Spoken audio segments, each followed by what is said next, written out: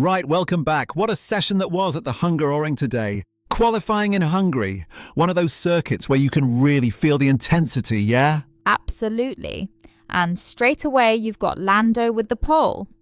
1:17.207, that's clean. Clean is the word. The man was just smooth, controlled. No mess, no drama, just pure pace. Well, there was drama, but not his. Hamilton and Piastri tangled at turn 1. Antonelli had yellow flag issues.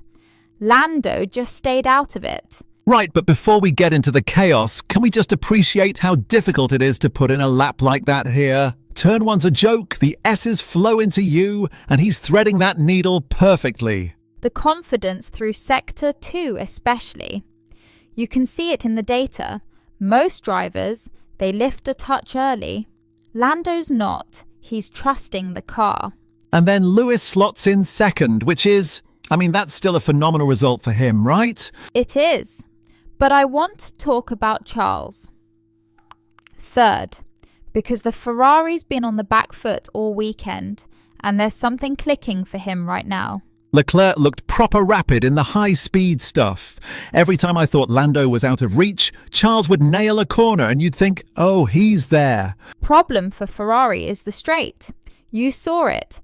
They're losing time on the DRS zones, and that's going to bite them in the race if they can't sort the drag. Yeah, but you're mad if you're not impressed by a third-place grid slot here. This circuit's brutal if you're stuck in traffic. True.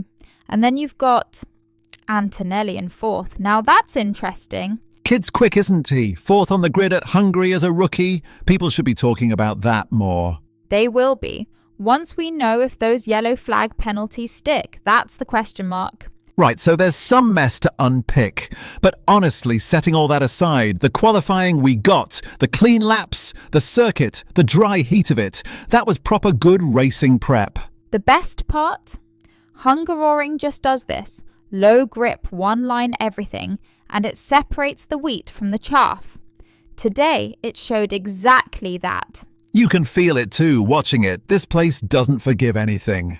One mistake, you're in the gravel or someone's rear wing. It's honest. And for tomorrow, you've got Lando on pole with a quick car, Lewis right there ready to pounce, and Charles with nothing to lose. That's a proper race build. Cannot wait. But first, we need to talk about what went wrong, because there's a lot to unpick. Oh, buckle up. This is where it gets messy. Right. So the turn 1 incident, Hamilton and Piastri. Let's start there. Yeah, and look, I saw it in real time, and I thought, that's just racing. But the stewards flagged it for impeding. Here's the thing, though. Oscar was on a push lap. Lewis wasn't even extracting performance yet, and Oscar's trying to navigate around him.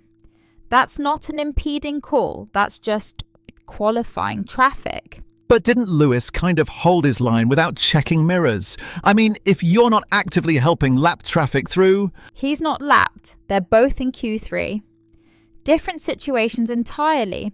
And honestly, if we start penalising that, turn 1 becomes a parking lot. Fair point. I didn't think about it that way. So you reckon the stewards got that one wrong? I think they're being paranoid. Weather's clear, nobody crashed, and one driver yielded anyway. Okay, then Antonelli, yellow flag infringement and the failing to follow race director instructions. That's more serious, yeah? It should be. Maximum delta time rules exist for a reason. Safety under yellows. But here's my question. Do we actually know what the infringement was? Because from what I saw, he was managing his pace. Right, so there's no clarity yet. That's the frustrating bit. The kid puts in a mega lap, slots into fourth, and now it's all under investigation. How's that fair on him? It's not. But the FIA has to investigate. That's procedural. What matters is the outcome.